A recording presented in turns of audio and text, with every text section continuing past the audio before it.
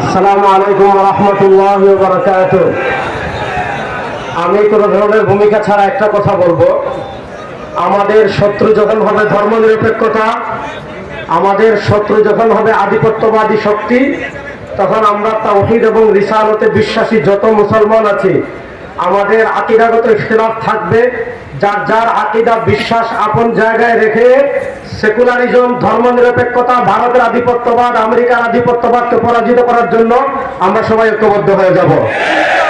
আপনারা দেখেছেন পাকিস্তানে একটা সংগঠন হয়েছিল মুত্তাহিদা মজলিস আমল, MMA, মুত্তাহিদা মজলিস আমল। সেখানে পাকিস্তানের মৌলানা ফজলুর রহমান সাহেব ছিলেন, পাকিস্তান জামাতে ইসলামী ছিল, পাকিস্তান আহলে হাদিস ছিল, পাকিস্তানের শিয়াদের সংগঠন ছিল। কেন তারা একত্রিত হয়েছেন?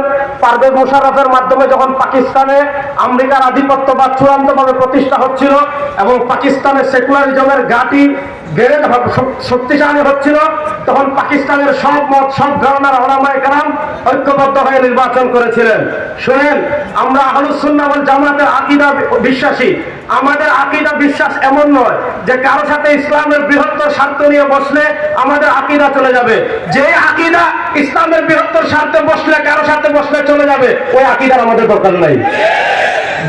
আমাদের বাংলাদেশের 1971 সালের পর থেকে আমাদের বাংলাদেশ রাষ্ট্রের মৌলিক দুইটা সমস্যা ছিল। একটা সমস্যা, এখানে ধর্মনিরপেক্ষতা আমাদের ধর্মবিদ্বেষ চাষ করা হয়েছে।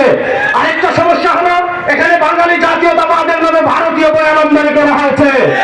আমরা স্পষ্ট ভাষায় বলি, বাংলাদেশে যারা বাঙালি জাতীয়তাবাদের রাজনীতি করে তারা বারবার ইসলামী শক্তির রক্তের উপর ক্ষমতায় গিয়েছে, রক্তের উপর ক্ষমতায় গিয়ে ইসলামের সাথে গাদ্দারি করেছে, করেছে। 2024 জুলাই আগস্টের গণবিপ্লবের পর আপনারা দেখেছেন, সাম্প্রতিক কালের ঘটনা দেখেছেন, বাংলাদেশের এক বাউল আল্লাহকে নিয়ে কটূক্তি করেছে। বাংলাদেশের সব ধর্মপ্রাণ মানুষ তার বিরুদ্ধে ফুঁসে উঠেছে। শুনেন, আপনারা যদি আল্লাহকে গালি দেওয়া, নবীকে গালি দেওয়া আপনাদের বাক স্বাধীনতা বলেন, তাহলে তার জিহ্বা ছিঁড়ে ফেলে আমার হাতের স্বাধীনতা, তার চোখ তুলে ফেলে আমার হাতের স্বাধীনতা। প্রশ্ন হলো, বাউলের বিরুদ্ধে আল্লাহকে গালি দিয়েছে, সারা বাংলাদেশের মুসলমানরা প্রতিবাদ করেছে। বিএনপির মহাসচিব মির্জা ফখরুল ইসলাম আলমগীর সাহেব, আপনি আমাদেরকে বলেছেন আমরা নাকি ধর্মান্ধ। শোনেন, আগামী বাংলাদেশ ধর্মান্ধ মুসলমানদের হবে। যারা শরিয়া বিশ্বাস করে না, কোরআনকে বিশ্বাস করে না, তাদেরকে লঙ্কার দেখানোর জন্য প্রস্তুত আছে। সর্বশেষ একটা কথা বলি, শুনেন, 54 বছরের বাংলাদেশে ধর্মনিরপেক্ষতা দেখেছেন, বাঙালি জাতীয়তাবাদ দেখেছেন, সমাজতন্ত্র দেখেছেন, সব তন্ত্রমন্ত্রের খেলা বাংলাদেশে শেষ। সব তন্ত্রমন্ত্র বাংলাদেশের মানুষ প্রত্যাখ্যান করে ফেলেছে। আমাদের বিশ্বাস জন্মনায়ক গতকালকে আমাদেরকে বলেছেন, বাংলাদেশে আগামী নির্বাচনে নীরব একটা বিপ্লব হবে ইনশাআল্লাহ।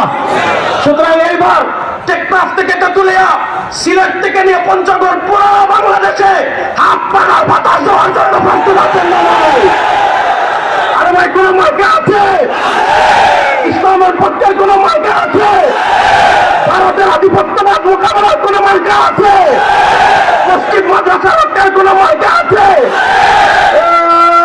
পুলিশের মার্কা।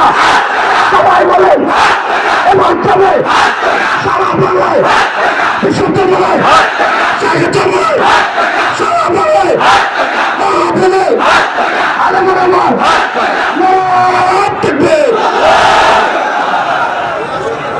সম্মানিত হাজিরিন, ওলামা মাশায়েখ ও দিনদার বুদ্ধিজীবী সমাবেশে